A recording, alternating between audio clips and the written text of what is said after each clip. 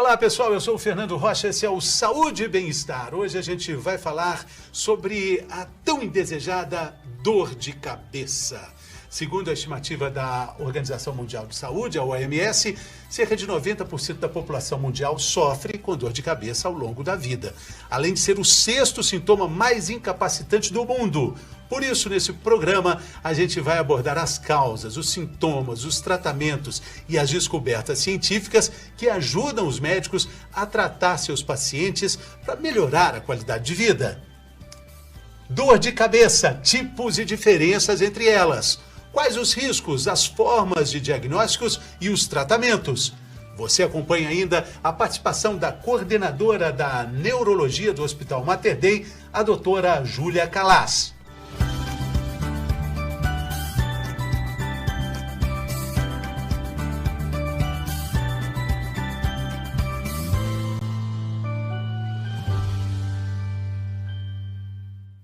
Gente, pensa comigo, uma noite mal dormida, gasolina cada vez mais cara, inflação.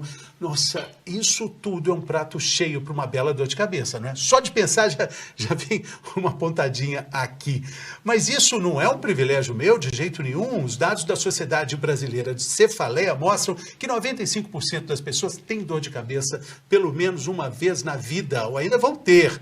Imagina que existem pessoas que sentem dor de cabeça todos os dias, o dia todo.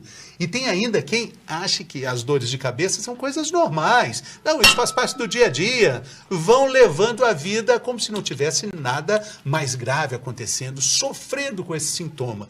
Não procuram uma ajuda médica. É preciso ter cuidado. Dor de cabeça pode sim ser sintoma de doenças graves. E mesmo que não seja, nesse caso, um sintoma de doença grave, ninguém merece viver sofrendo. Desse contingente aí, 70% são mulheres, 50% são homens que sentem pelo menos uma vez ao mês a danada da dor de cabeça.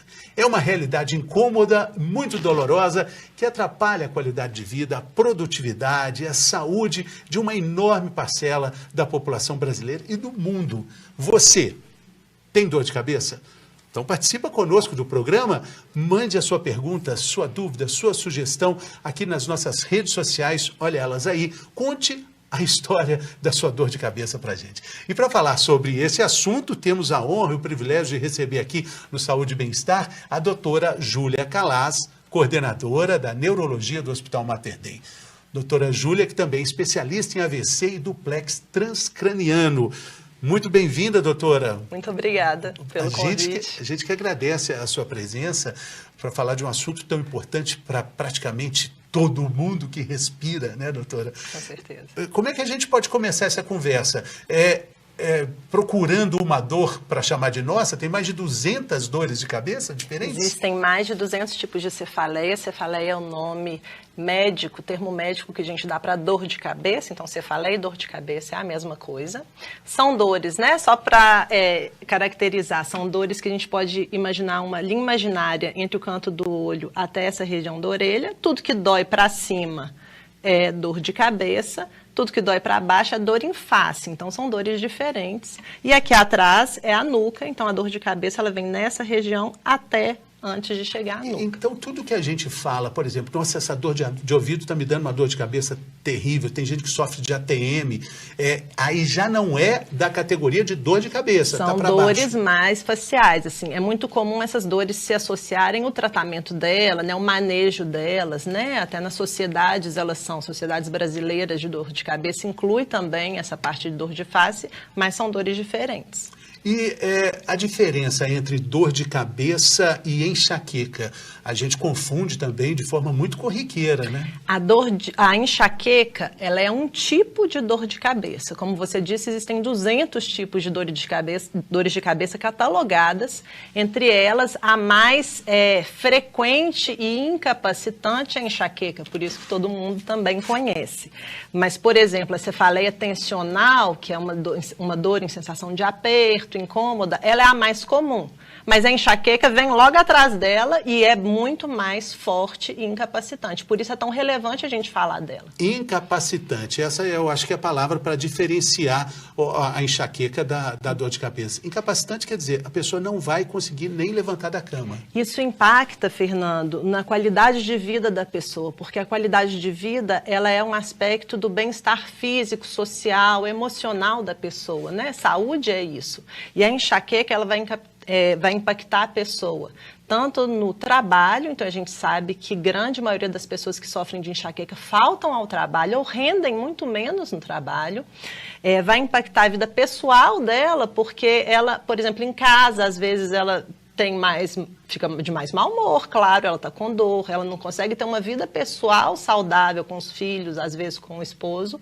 E na vida social, quem nunca ouviu falar, eu ia numa festa, mas começou a me enxaquecar, agora eu não vou. Eu ia fazer isso, começou a me adorar, agora eu não consigo ir. É algo que incapacita mesmo as pessoas. Quem não sofre de enxaqueca não entende o que é uma enxaqueca. Agora, quem sofre com a enxaqueca tem um relacionamento com essa dor que consegue até entender quando vai chegar a crise, né, doutora? Exatamente. Existem alguns tipos de enxaqueca que elas são precedidas por um sintoma que a gente chama de aura. A aura é como se fosse um aviso de que a dor vai chegar. E geralmente essa aura começa 20, 40 minutos antes da dor. A aura mais comum é a aura visual. Então a pessoa começa a ter um embaçamento visual. Sabe quando você está andando numa estrada quente, você vê o asfalto dando aquelas ondas? A pessoa começa a ter essas ondas no campo visual. E isso é um prenúncio que a dor vai vir daqui a pouco. Então a pessoa que tem aura, ela já reconhece que a dor pode vir. Muitas pessoas têm enxaqueca sem aura e não tem essa premonição de que a dor vai vir. E quando acontece a crise, tem um problema muito sério com luz, né? A pessoa não aguenta, em a característica casos... da enxaqueca, então assim, a enxaqueca é um tipo de dor. Qual que é a característica da enxaqueca? É uma dor pulsátil, ela pulsa igual ao coração. Geralmente, a maioria das vezes, ela é de um lado só da cabeça. Ela vem associada a gente chama de fobias, né? São intolerâncias, tanto à luz, quanto a cheiros, quanto a barulhos. Então, barulhos normais, às vezes de uma televisão ligada, às vezes essa luz que está aqui incomoda a pessoa, e associada também a mal-estar, então náusea, muitas pessoas vomitam. Se você tem todas essas características, a gente pode falar que essa dor é uma enxaqueca. E aí essa pessoa vai querer ficar num quarto escuro, ela vai querer que todo mundo desligue os barulhos da casa. Se ela está trabalhando num lugar que tem barulho, essa pessoa fica intolerante, ela não consegue. E aí a questão do impacto na vida profissional também. Uma dor de cabeça pode evoluir para uma enxaqueca? Sim, as dores você pode, eu tinha dores de cabeça de uma forma e eu evoluí com enxaqueca. Mas 80% das enxaquecas, elas estão relacionadas com a genética, né? Então elas são herdadas, a chance de você ter uma dor e o seu pai ter uma dor, ou uma mãe ter uma dor, um irmão de primeiro grau ter uma dor, ela é muito forte, o componente genético dela é muito forte. Agora, a gente imagina, né, que com 200 tipos diferentes de dores, existem também até mais de 200 causas para tudo isso, né, doutora? A dor de cabeça, a gente separa assim, como a gente define as dores de cabeça, são primárias ou secundárias. Então, as causas primárias, dores de cabeça primárias, são aquelas dores que acontecem por uma alteração química do cérebro e a dor de cabeça é a própria doença, não existe outra doença para dar a dor de cabeça. A dor de cabeça já é a doença, por exemplo, a enxaqueca. No caso de uma questão genética, isso é mais preponderante? Exatamente, sim. Agora, existem as dores secundárias, e aí é uma dor secundária a alguma doença do corpo ou da cabeça. Por exemplo, a pessoa tem um tumor cerebral, vai dar uma dor de cabeça pelo tumor, é secundária ao tumor. A pessoa teve uma dengue, vai dar dor de cabeça pela dengue. Um desarranjo intestinal. Muitas vezes esses quadros assim, viróticos, né? As viroses dão muita dor de cabeça. Então, às vezes, está num quadro de diarreia, de gripe, vai ter como consequência uma dor de cabeça, como consequência. Quadros importantes como meningite também, né? A gente sabe que a grande característica da meningite é a dor de cabeça. Mas são cefaleias secundárias, né? As primárias, que são essas mais comuns, cefaleia tensional, enxaqueca e outras mais 200 tipos de dores, elas começam sem ter uma causa específica. Muitas vezes você faz um exame de imagem, uma tomografia, uma ressonância, você não encontra nada e a pessoa tem dor.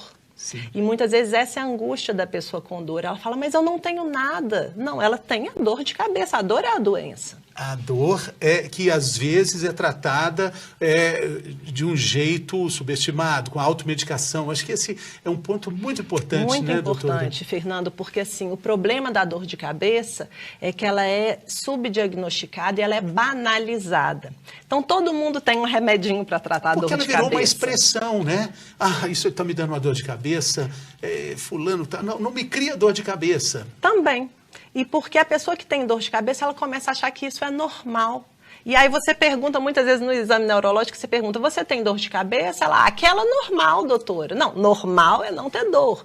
Ter dor não é normal, pode ser comum, mas normal é não ter dor. Então, essas pessoas que já falam, mas eu tenho dor normal, porque minha mãe tem dor também, essas não procuram, elas demoram, tem alguns dados, né, que falam que as pessoas que sofrem de dor de cabeça frequente, elas podem demorar 5 anos para chegar a um médico e até 11 anos para chegar no especialista para tratar a dor de cabeça, porque ela se automedica, porque ela acha que aquela dor já faz parte da vida dela. E certamente toma o mesmo remédio que a mãe toma, que também tomava o mesmo remédio que o vizinho tomava. Exatamente. E isso vai, de certa forma, mantendo a dor de cabeça? Pior, vai piorando a dor de cabeça, porque a gente entra num quadro de abuso de analgésicos. Analgésicos são essas medicações que tiram a dor. Se a gente entra num quadro de abuso de analgésicos, a gente tem a chance de cronificar uma dor de cabeça. Cronificar é tornar ela mais frequente, quase diária. Tem pessoas que têm dor crônica, que são mais de 15 dias por mês ela tem dor. Todos os dias, praticamente, do mês. Um dia sim, um dia não, ela tem dor de cabeça. Nós não estamos nem falando de enxaqueca, é dor de cabeça. Pode ser enxaqueca e muitas delas cronificam. A enxaqueca cronifica, né, mais comum, mas tem outras dores constantes, como você fala, tensional, que podem cronificar também. Agora, a dor cronificada é uma dor pesada também, né? Agora, aí o resultado, a eficiência do resultado, depende da eliminação desse hábito de tomar remédio. Um dos tratamentos é interromper o abuso de analgésicos. Só que a gente conhece o paciente com dor de cabeça. Ele não consegue parar de tomar porque ele tem dor e é legítimo isso. Então, a orientação nós temos que entrar com um tratamento preventivo de dor, que não são remedinhos de dor,